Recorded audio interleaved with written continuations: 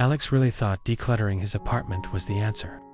He had this vision that with every bag of junk he tossed, a layer of his anxiety would just vanish with it. But he was wrong.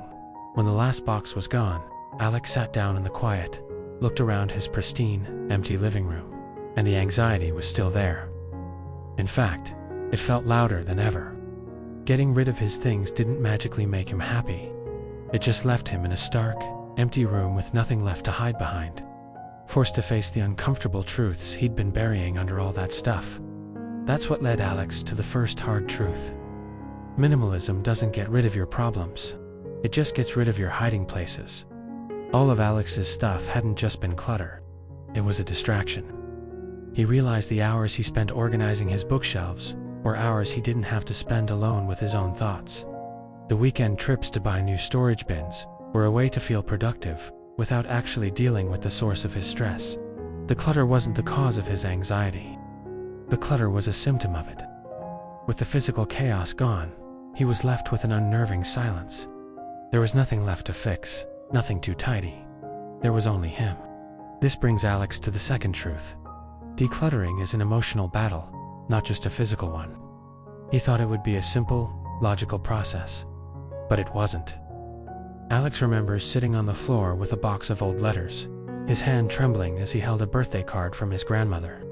Letting go of certain things felt like letting go of a piece of himself.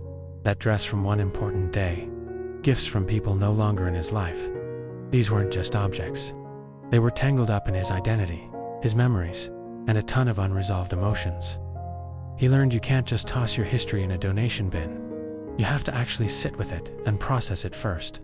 And finally, the most important truth of all, minimalism can become just another form of perfectionism. Alex simply swapped one obsession, collecting things, for another. The obsession with owning less.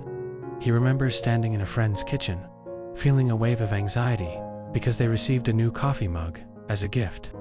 He had started counting his possessions, and every new thing that came into his home felt like a failure. This drive for a perfectly simple life became just as stressful as the clutter. The real goal isn't an empty house, but a full life. It's supposed to give you freedom, not a new set of rigid rules. So, Alex's story makes him want to ask you a question, and he'd love to see your answer in the comments. What is one area of your life, physical or mental, that feels cluttered right now? Your story matters. And if this resonated with you, consider subscribing for more honest talks about living intentionally. Alex's journey with minimalism didn't magically fix him. It wasn't the instant happiness he'd seen people talk about online.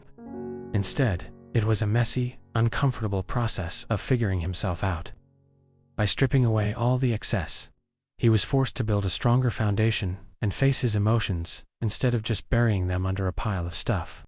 It definitely wasn't the easy path, but it was the one he needed.